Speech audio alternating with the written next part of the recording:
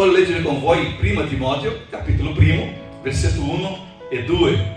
È tremendo questo testo perché quello che parla in questa lettera una profondità così grande, tremenda per la nostra vita, che noi impareremo ogni passo e vedremo come era in questa lettera e come è oggi la stessa cosa. Come aveva dei loro problemi in quella epoca e abbiamo gli stessi problemi oggi. Come loro avevano, no? L'affluenza del Spirito, la benedizione del Signore di quel tempo, anche degli scandali, anche delle cose che succedevano lì in quelle chiese di quella epoca, che succedono anche oggi, no? Perché la mentalità umana è la stessa, il cuore delle persone sono gli stessi. Il tempo passa, ma praticamente siamo sempre l'essere umano, come era Adamo e come era tutti gli altri fino ad oggi. Così dice nel versetto 1, capitolo 1 di Timoteo, amen? Prima Timoteo, capitolo 1, verso 1 e verso 2. È dentro di questo verso 1 e verso 2 che noi studieremo per qualche minuti a riguardo di ciò che lui scrive soltanto in questi due primi versetti. Paolo, apostolo di Cristo Gesù, per l'ordine di Dio, non è nostro Salvatore, e di Cristo Gesù, nostra speranza. A Timoteo, mio legittimo figlio, nella fede, grazia, misericordia e pace da Dio Padre e da Cristo Gesù, nostro Signore. Amen? Amen. Gloria a Dio per questo testo che Paolo scrive a Timoteo.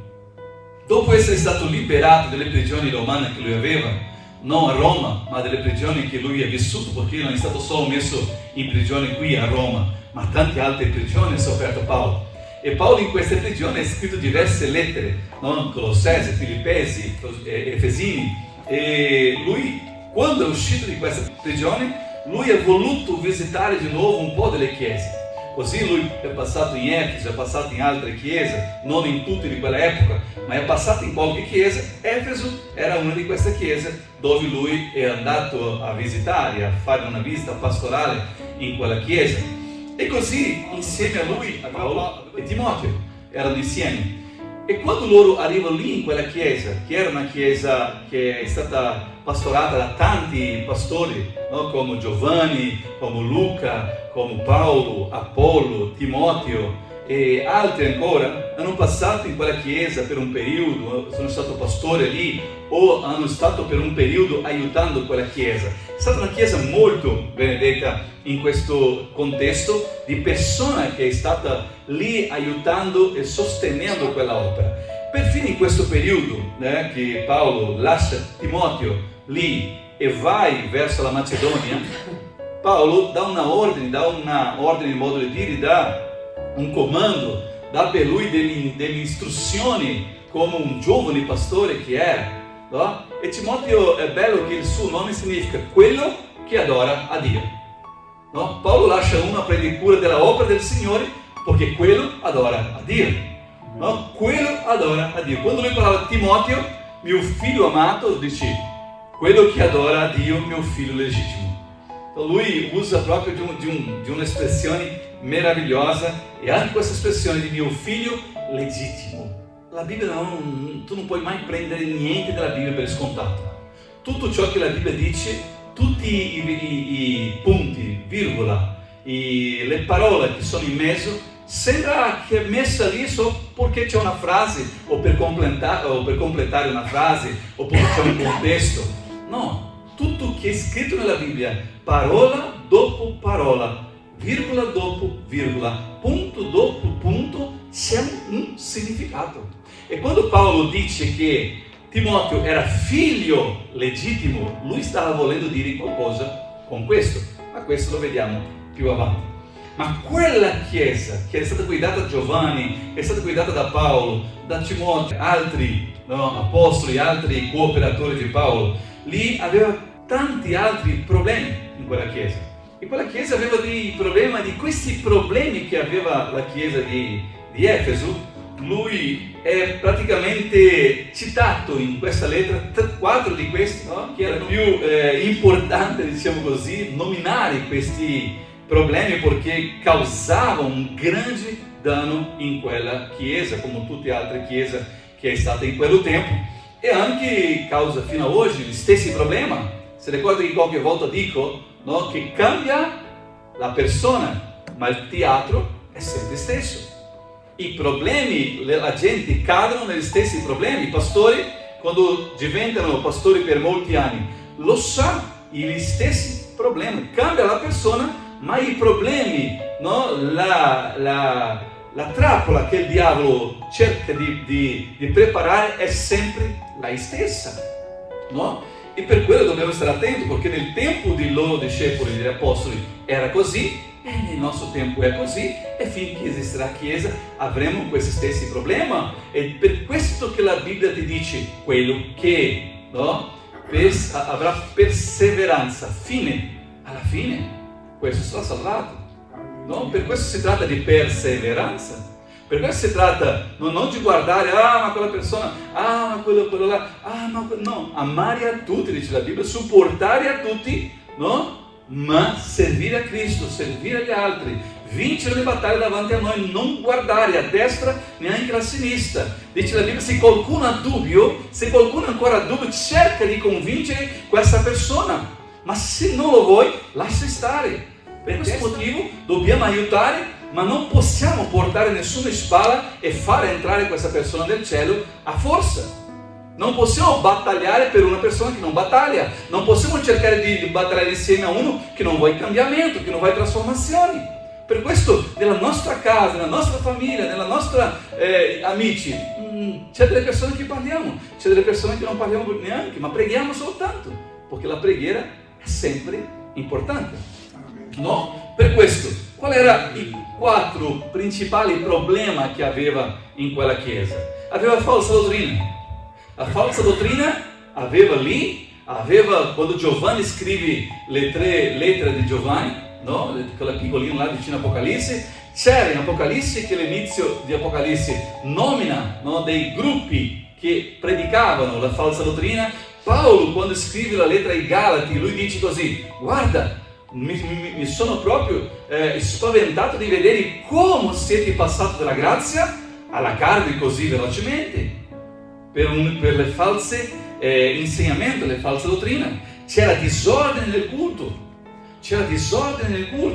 e c'era necessità in quella chiesa dei leader, degli operai che erano qualificati in quella opera. Lì aveva di questi problemi, e aveva anche il problema che era il materialismo. Oggi la maggioranza dei credenti sono più preoccupati con materialismo do che con servire a Cristo. Non ho più tempo. Ho trovato un lavoro che non mi lascia più andare in chiesa. Ho trovato cose che non mi lascia più evangelizzare. E tante altre cose che noi ascoltiamo in questo tempo. Sono più preoccupato con i miei soldi che con la mia salvezza praticamente. Per questo dice la Bibbia, quello che lavora nella opera del Signore sono gli operai. Tutti, la Bibbia dice, sono tutti operai, siamo tutti servitori, siamo tutti quelli che devono lavare i piedi degli altri. Non è il pastore o il presbitero che sia, siamo tutti noi operai della opera del Signore. Quando lui dice prega che invia più operai per l'opera del Signore, lui non sta dicendo per inviare il presbitero o pastore, no, è operai, siamo tutti operai. Siamo tutti operai. Per questo l'assenza di veri leader, l'assenza di persone qualificate, di operai qualificati, no? Era un grande problema di quella chiesa. Ma come così? Come una chiesa che è passato Paolo, è passato Giovanni, come che una chiesa che è passato gli apostoli, è passato i cooperatori, Apollo, no? Timoteo in questo periodo, e tanti altri hanno passato in questa chiesa, e questa chiesa non aveva operai qualificati. Vuol dire che il problema di quella chiesa non era i pastori che sono passati lì, erano gli operai che c'era, che non erano proprio importando in essere qualificati secondo quello che la opera dice. Per questo la qualifica che noi abbiamo in Cristo Gesù è perché noi stiamo servendo bene, in sottomissione ai pastori, a quelli che Dio ha messo davanti, in sottomissione allo Spirito Santo, in sottomissione a Dio. Per questo che noi dobbiamo sempre, no, fare sempre quelle domanda per noi, dobbiamo stare a volte seduto e domandare come noi stiamo comportando, qual è il nostro atteggiamento, il nostro modo di servire a Dio, di servire agli altri, com'è, se quello va bene o se non va bene, perché secondo noi a volte va tutto bene, ma se noi prendiamo quello che noi stiamo servendo e mettendo dentro della parola del Signore, forse non va bene. Per questo è la Bibbia che è il mio piombo, è la Bibbia che dice per me quello che sono, quello che non sono, no? Per questo una volta che Timoteo rimane lì, Paolo continua il suo viaggio verso la Macedonia, e quello che è scritto in 1 Timoteo capitolo 3, versetto 14, dice così, no? Anche se io spero incontrarvi presto, vi scrivo queste cose, affinché se ritardo saprai come procede nella casa di Dio, che è la chiesa di Dio vivente, colonna e fondamento della verità. Guarda solo che cosa Paolo dice a Timoteo. Saprai come procede nella casa di Dio. Di chi è questa casa? Di Dio. Ah, la chiesa siamo noi. Paolo sta parlando di casa di Dio. Casa di Dio è un corpo del Signore, è dove si raduna la chiesa, è dove ci incontriamo, casa di Dio. Per questo ogni promessa che la Bibbia c'è parla sempre per la Chiesa. La gloria manifestata nella Chiesa, la potenza manifestata nella Chiesa, la benedizione manifestata nella Chiesa. Amen. È un corpo, Chiesa, corpo, Chiesa. Amen. Da soli non siamo Chiesa, da soli siamo una persona, ma insieme siamo Chiesa. Perché una Chiesa funziona con un corpo. Dice la Bibbia nel libro di Efesini, dice che così aggiustati dentro di un piombo, dentro della volontà del Signore. Per questo che Paolo sta dicendo per me, in questa lettera per Timoteo e per tutti noi, che saprai come procedere nella casa di Dio, chi è, guarda, chi è la chiesa di Dio vivente, colonna e fondamento della verità. Fondamento della verità. Casa di Dio. Dove è la casa di Dio? Ah, io volevo tanto incontrare Dio. Ah, volevo vedere la casa di Dio. È qui. E dopo dice, ah, volevo vivere nella casa di Dio. Ah, volevo andare, ah, che bello è Davide che dice che è meglio stare un giorno nella casa di Dio, nella presenza di Dio, do che 1000 giorni fuori nel mondo. Leggi di nuovo. Saprai come procede nella casa di Dio, che è, affermazioni, che è la chiesa di Dio vivente, colonna e fondamento della verità. Forte, tremenda è questa parola. Per questo, questa lettera di Paolo a Timoteo è un manuale divino, di guida, per lui, per loro, per noi, per me e per te. È un manuale che ci guida davanti dei scontri della vita e le tensioni nei ministeri e nella Chiesa.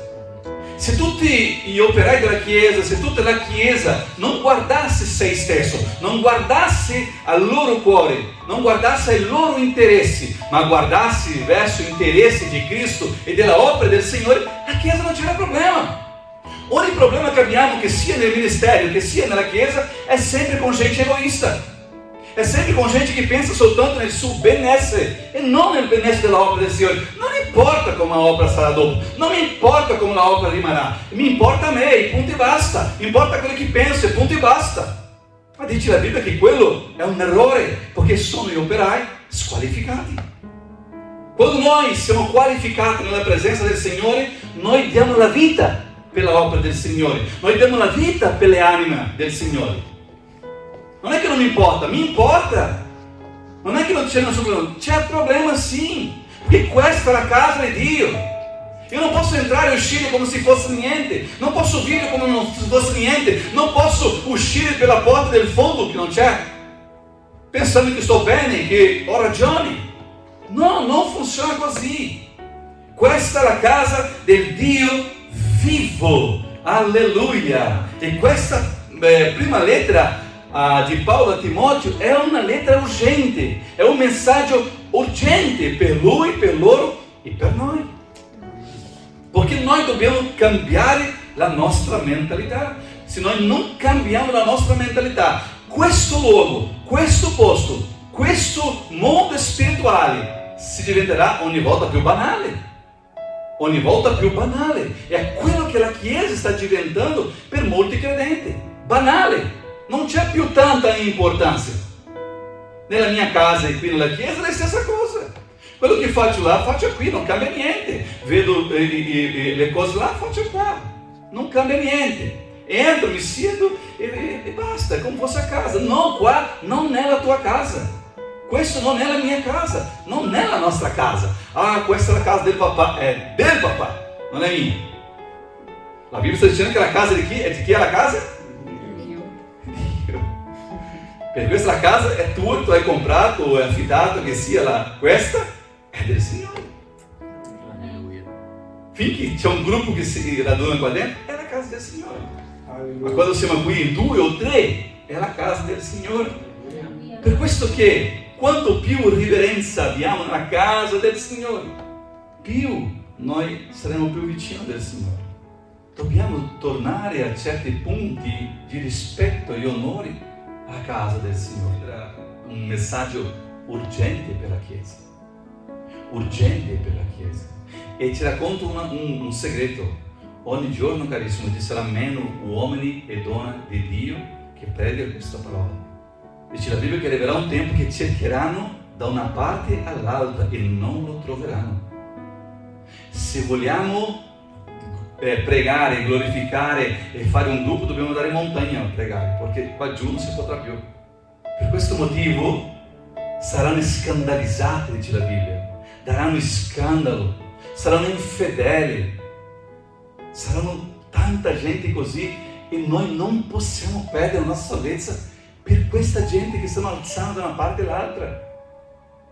Egoista, chi solo pensa in se stesso. No, ma non pensiamo in noi stessi, pensiamo in Cristo. Noi siamo credenti in Cristo Gesù. Per questo il nostro pensiero non è in noi, ma è in Cristo. Il nostro pensiero non è per noi, ma è per Cristo, ogni giorno di più.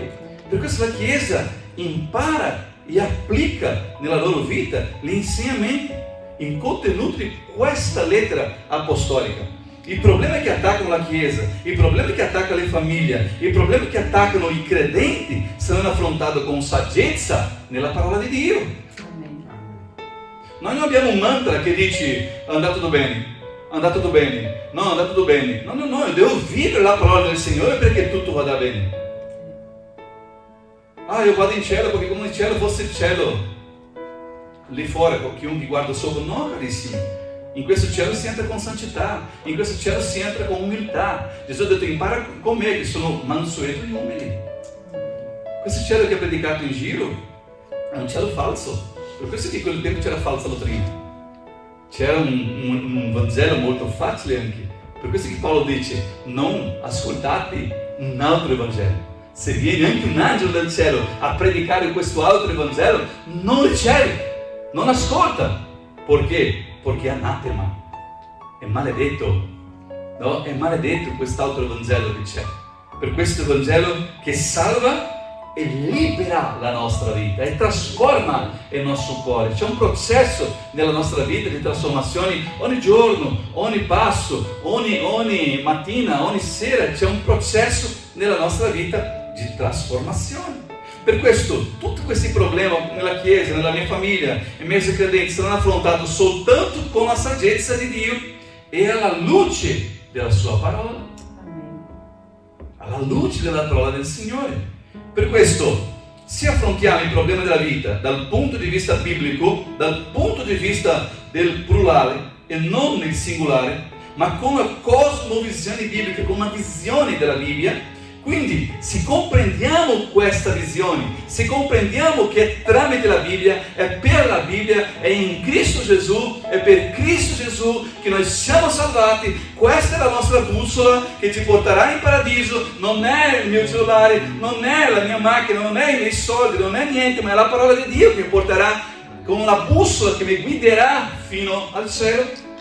Se io non capirò queste cose, il problema della Chiesa non passa, il problema della famiglia non passa, il problema dei credenti non passa. Di solito in chiesa chiunque sia la persona che esce dalla chiesa e va via, o chiunque sia il problema, la colpa è del pastore. No, è perché il pastore, è perché il pastore, è perché il pastore. Sicuramente il problema che loro hanno nella loro casa, con la loro famiglia, con la loro sposa, con il loro figlio, è colpa del pastore. Se sono pieni di debito, la colpa è del pastore. No? Se rompe la macchina la lavatrice, è colpa del pastore. Perché è solo il pastore che sbaglia.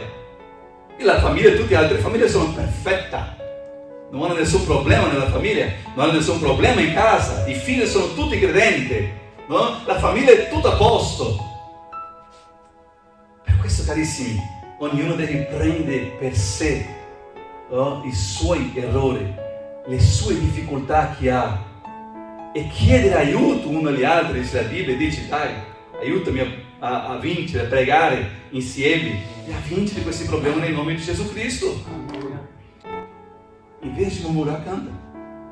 Invece di murmurare, canta. Invece di lamentarsi, canta. Adore il Signore, canta il Signore. La voglia di murmurare, alleluia, alleluia. La voglia di mordere ma io canto, Signore. Io profetizo, Signore. Passerà, andrà. Stava falando che a volta arrivano lá com a maquineta e chiede una benedizione, scaccia un pulsante, tac, e cade su. Cade giù la benedizione sua.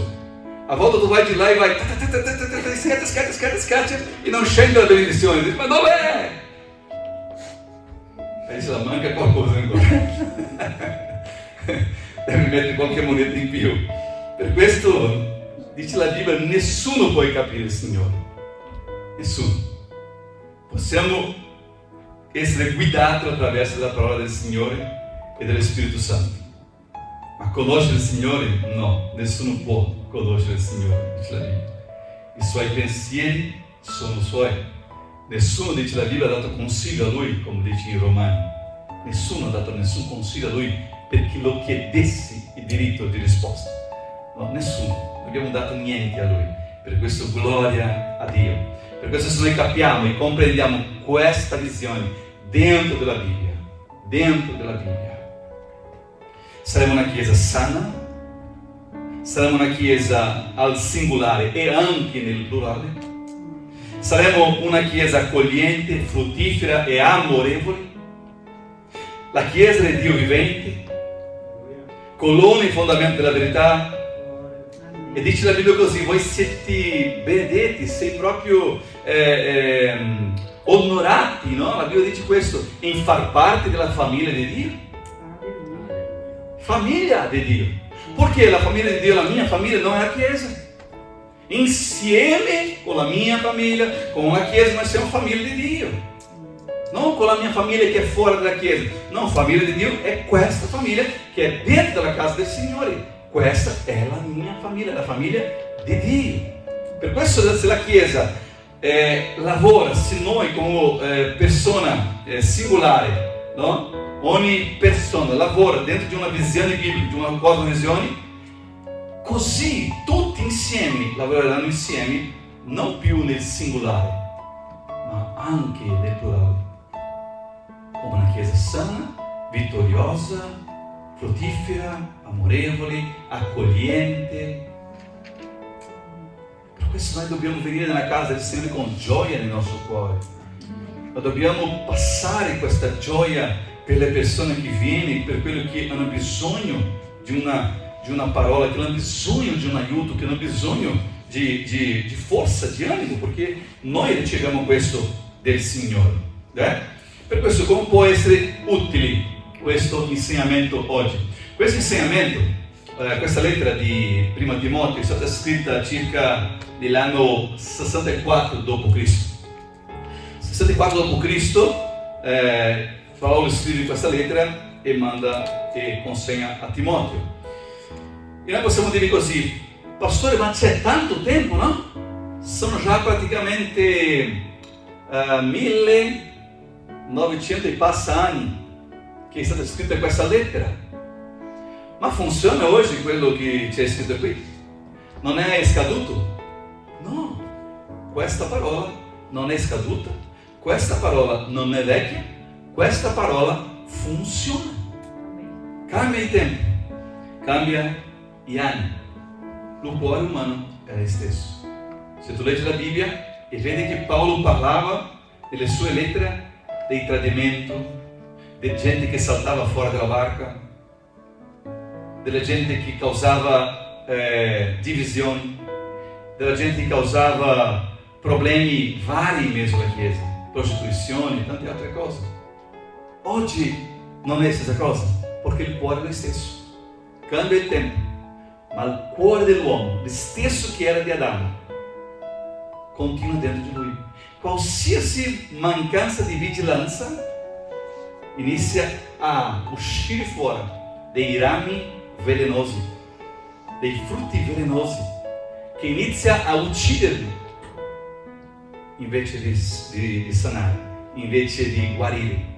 Per questo Paolo porta per noi questi 4 punti necessari che era per Timoteo sistemare, aiutare in quella chiesa: falsa dottrina, disordine del culto, necessità del leader qualificato e le persone che erano molto materialiste. Ma noi, che cosa siamo noi? Siamo la casa di Dio vivente. Amen? Ma siamo la casa di Dio vivente. E noi come casa di Dio vivente, noi dobbiamo fare che cosa? Noi siamo qui nella casa del Signore per fare che cosa? Cosa dobbiamo fare nella casa del Signore? Siamo qui perché Gesù ha detto così: voi siete servitori, siete qui per servire a me, voi siete figli, siete miei amici, ma a loro dovete servire. I discepoli hanno mangiato solo dopo che hanno servito tutti gli altri con la moltiplicazione dei pani e dei pesci. I discepoli hanno mangiato dopo di servire agli altri. Hanno mangiato dopo con Gesù là. Per questo motivo, il primo scopo nostro è servire agli altri. E così dice la Bibbia: così come la mano del suo Signore è così negli occhi dei suoi servi, così anche il Signore con noi. Perché i servi erano attenti alla mano del Signore. I servi che servivano lì i tavoli, loro non lasciavano mancare il vino. Prima di mancare il vino loro già servivano, prima di mancare il cibo loro cambiavano. Erano veloci perché loro stavano attenti a ciò che stava succedendo. E noi, come noi stiamo attenti in questo tempo? Lo so che è un tempo di tribolazioni, è un tempo di difficoltà, è un tempo che noi siamo colpiti da tutte le parti con tutti questi spiriti che ci porta a tribolazioni, ansietà e così via, no? Lo sappiamo che questa epoca è questo tipo di spirito che sta attaccando la mente. La battaglia oggi è nella mente, la gente sono deboli nella mente, i credenti sono sconfitti nella mente, continua a essere credente, continua ad andare in chiesa, ma la sua mente dice no, non ce la faccio, non riesco, non posso, perché, e tanti perché che c'è. E stiamo perdendo questa battaglia nella nostra mente. No? E dopo diventiamo credenti amari, credenti senza energia, senza gioia, senza allegria. Per questo che noi dobbiamo, dice la Bibbia, trovare la nostra allegria e la nostra gioia nel Signore. Amen. È in Lui, perché se io trovo in Lui, tutte le cose cercherà di abbattermi, ma non riuscirà. Tutte le cose cercherà di mi affondare in mezzo a questo mondo, ma io non lascerò.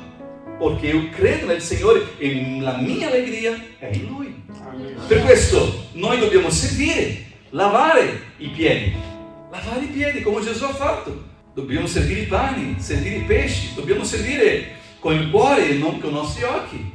Servire a Cristo non è guardando agli altri, ma è donando agli altri, è lavando i piedi degli altri. Gesù non ha guardato i discepoli che lavava i piedi, che uno puzzava o che uno non puzzava, o che era più sporco o che non era più sporco, o che c'era forse qualche ferita o che non c'era. La Bibbia dice che Gesù è andato e ha lavato i piedi di ognuno dei loro discepoli. Quando Pietro dice no, non ci permetto di lavare i miei piedi, perché no, Signore, è io che devo lavare a te. Gesù dice a lui, dice Pietro, lasciami fare quello che deve fare.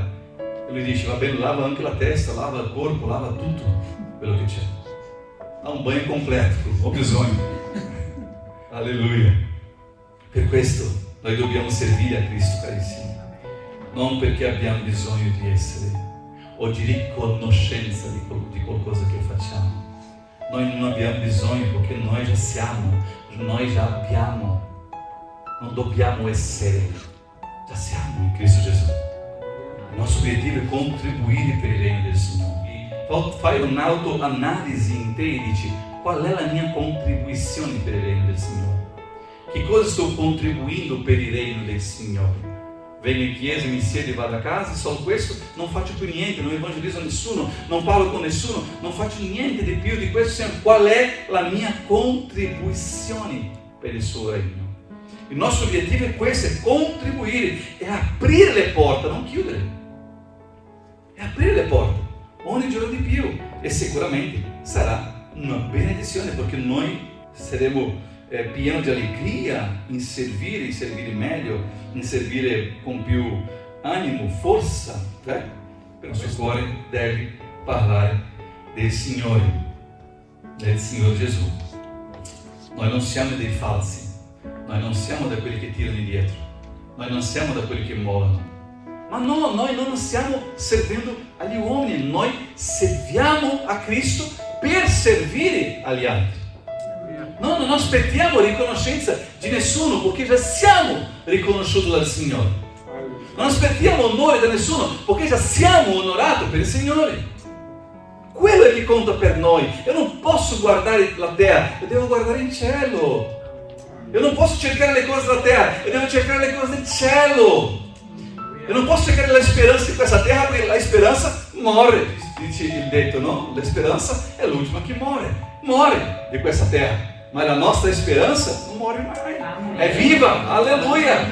Per questo che Paolo sta dicendo nel primo versetto che abbiamo letto, è la parola di Dio, non la parola di Paolo. Cosa lui sta dicendo in 2 Timoteo 3,16? Lui dice così: tutta la scrittura è ispirata da Dio, è utile per insegnare, per la riprensione, per la correzione e per la istruzione nella giustizia.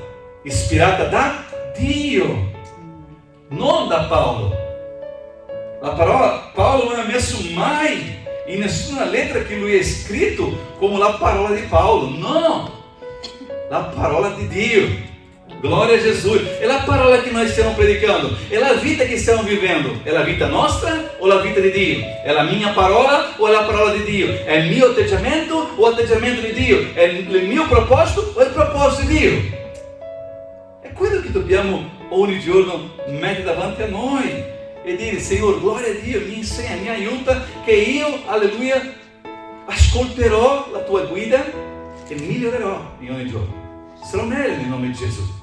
Io non posso lasciare che il diavolo mi punta il dito in faccia e mi sconfigge, no. Io sono in Cristo Gesù, sto migliorando, sto dando un passo dopo l'altro. Sto migliorando, sto andando verso il Signore ogni giorno, è quello che è importante. Per questo impariamo questo nel nome di Gesù Cristo.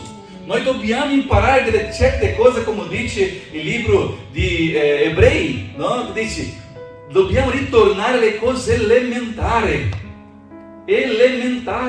Dobbiamo imparare queste cose che soltanto, só c'è una cosa, no? Che noi dobbiamo fare, che è la unica voce che ha autorità di cambiare la nostra vita, la nostra storia, il nostro cuore, è la parola di Dio. Ah, ma io inizio a leggere la Bibbia e mi viene sonno.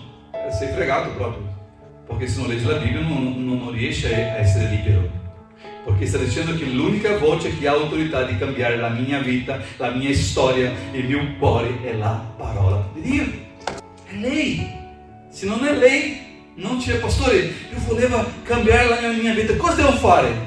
Applicare la parola di Dio nella tua vita. Ah, pastore, volevo migliorare la mia comunione con il Signore, cosa devo fare? Applicare la parola di Dio. Ma non è jejuare, non è pregare, perché la Bibbia dice che è pregare e jejuare. Applicare la parola di Dio nella tua vita. Ma servire, applicare la parola di Dio nella tua vita. Ma aiutare gli altri, supportare e stare più zitto e pregare di più. Sì, applicare la parola di Dio nella tua vita, nella mia vita, nella nostra vita. Per questo dobbiamo lasciare una volta per sempre che la parola di Dio entri nel mio cuore, che la parola di Dio governi i tuoi sentimenti.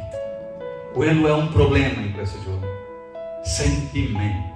La persona sta alla grande, da un notte e giorno cambia tutto, come la tempesta. È un giorno di sole, fa 2 giorni, una settimana cambia tutto. Non sa come. Sentimenti. Dobbiamo lasciare che il Signore, che la parola di Dio governi i miei sentimenti. Se la parola vi rende libero, veramente sarà libero. Se la Chiesa vi rende libero, se il pastore vi rende libero, no. Se perché vi piace la predica da una persona o dall'altra e quella mi piace di più, no, non ci renderà libero la predica. È la parola del Signore che ci renderà libero. Veramente, dice la Bibbia, libero. Per questo studia la parola di Dio affinché la tua fede non si appoggi sulla saggezza degli uomini, ma nel potere di Dio. Amen. Non perché uno, perché altro, no, è nel potere di Dio. Ma la mia vita e della mia famiglia non è basata sugli uomini, ma sulla parola del Signore. Per questo è la parola che mi guida, è la parola che mi fortifica, è la parola che mi riempie, è la parola che mette gioia nel mio cuore, nella mia sposa e nelle mie figlie. È in questa fiducia che abbiamo, non è negli altri, non è nelle cose, non è nel muro, no, è in Cristo, è nel Signore. Per questo Paolo sta dicendo, Paolo, apostolo di Cristo Gesù, secondo l'ordine di Dio, nostro Salvatore, e di Cristo Gesù, nostra speranza. Que bellissimo questo testo di 1 Timoteo 1 e 2 che abbiamo letto.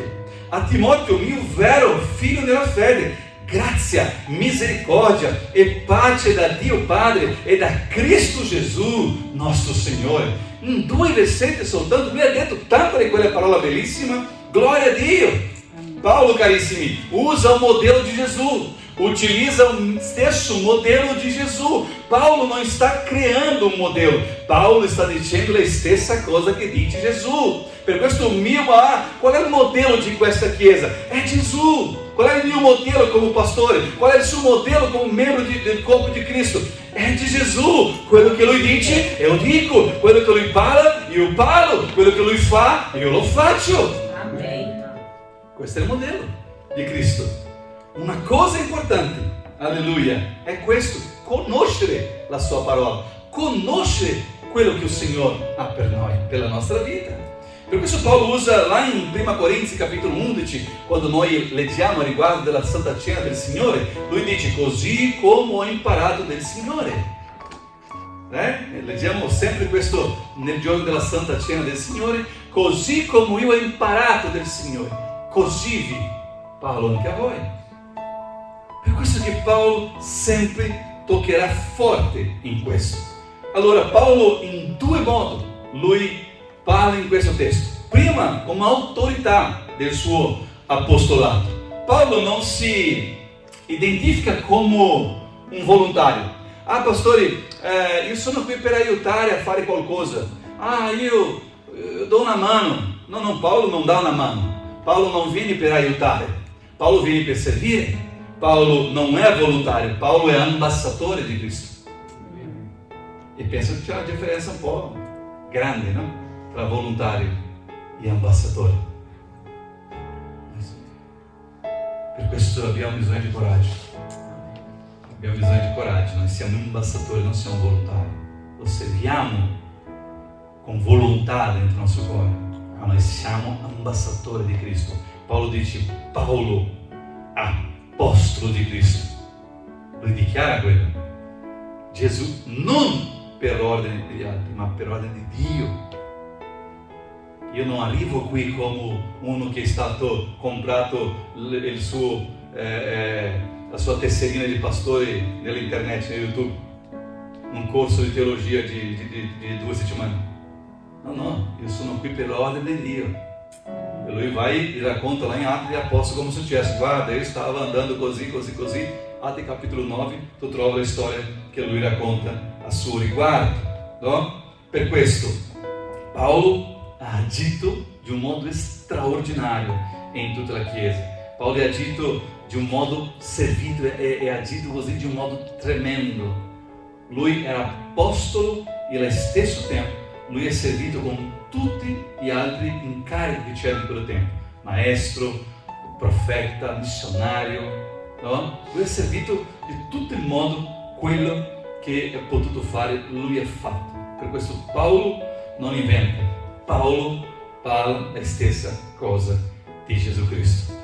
È così che Paolo, chiamato, incaricato di Gesù per essere suo messaggero, missionario, il mio liberatore, lui conclude il versetto primo dicendo così: Gesù però nostro Salvatore e di Cristo Gesù nostra esperança. Lui conclude parlando de uma esperança. Paulo está falando com uno que tinha um desidério de esperança. A esperança sai de um giorno essere meglio, ou a esperança de cambiare qualcosa, ou a esperança. Não, Paulo não está falando com questo tipo de esperança humana. Lui está dicendo così: nostro Salvatore. Salvatore in questo testo qui, nel greco che Paolo scrive, è liberatore. Lui sta dicendo nostro liberatore. Alleluia. Nostro liberatore, Gesù Cristo, nostra esperança. Nostra esperança. Per questo Paolo è convinto della speranza che ha. Io e te, noi dobbiamo essere convinti della speranza che abbiamo. Qual è la nostra speranza desde la parola del Signore? La nostra speranza è che Gesù Cristo torni. É raro ascoltare qualcuno hoje que está pregando per Gesù tornare. Não, adesso não voglio sposare. Não, adesso não voglio comprare qualcosa. Não, adesso não voglio ancora sistemare la mia casa. Não, Signore. Nós não estamos pregando più per il Signore tornare. Nós não estamos pregando più perché il nostro sposo torni. Sai che la gente quando vai sposare, chiunque è sposato sa che quella l'emozione che c'è dello sposo lì nell'altare e della sposa che arriva è fortissima. Noi stiamo aspettando quel momento di sposare. E la Chiesa, carissimo, non c'è più questo desiderio di trovare Gesù Cristo. Noi parliamo di salvezza ma non desideriamo quello. Noi parliamo di salvezza ma non preghiamo per questo, perché vogliamo sistemare il mondo, vogliamo sistemare le nostre cose. Carissimi, non è così. Per questo Paolo esprime chiarezza, certezza del futuro. La sua speranza è in Cristo. La sua speranza è in Cristo. La sua speranza è in Cristo. La mia, la tua, la nostra speranza è in Cristo Gesù. Alleluia. E questo deve pulsare nel mio cuore, pulsare nella mia vita ogni giorno di più. Dove stiamo mettendo il Signore nella nostra vita? Dove stiamo mettendo il Signore nella nostra casa? Qual è il posto che stiamo mettendo Lui? Qual è la posizione che stiamo mettendo Lui nella nostra vita? È da pensare proprio, è da riflettere questo. Prima di chiudere volevo leggere con voi, fare un altro ragionamento con voi, così. La cecità spirituale di questo tempo non sta lasciando che le persone credenti, vedano quello che è ovvio. Facciamo un paragone con 3 esempi belli qui. Sale sull'autobus, si siede, tu conosci l'autista? Non conosciamo l'autista di quell'autobus, ma lo sappiamo che lui arriverà dove voglio che arriva e scenderà nel posto che devo scendere.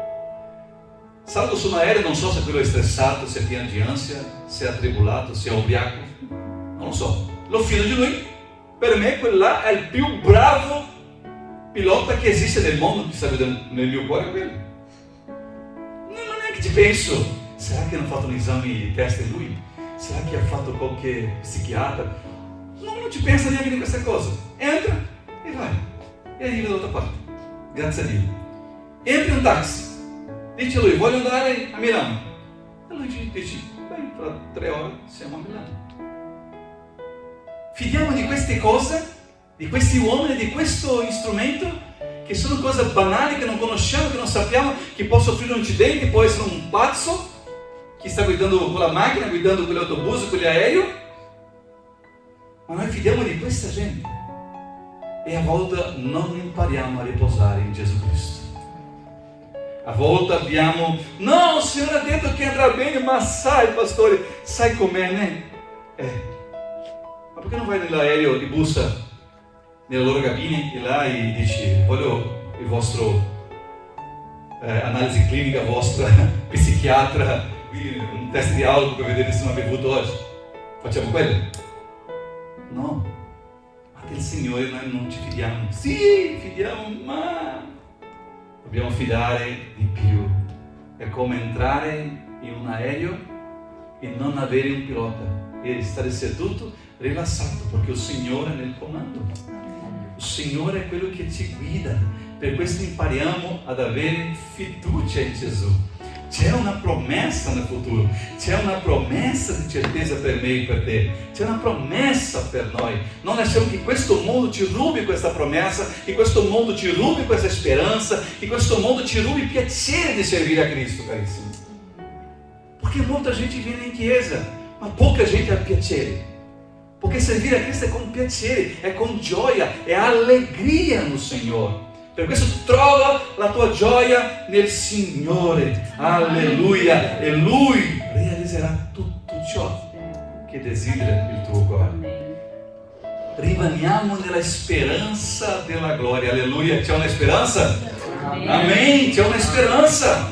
La Bibbia sta adempiendo, la Bibbia si adempirà, quello che c'è scritto succederà, tutto, ma la nostra speranza non è in questo mondo, la nostra speranza non è in questi governi, la nostra speranza è in un regno eterno, una speranza eterna, una gloria eterna. Alleluia! Che questa sera tu riempa il tuo cuore con questa parola, riempi la tua vita con questa gioia di servire al Signore con tutto il nostro cuore, con tutto il nostro piacere, con tutta la nostra anima, nel nome di Gesù Cristo. Alleluia, glorifica il Signore, non si lamenti per quello che non hai, glorifica per quello che hai. Non lamentarsi per quello che non ha comprato, ma glorifica per quello che ha nella tua vita. Alleluia, per quello che il Signore ci ha dato, gloria al Signore, perché il Signore ci ha dato grande cosa, e la più grande di questa è la salvezza che abbiamo in Cristo Gesù. Amen.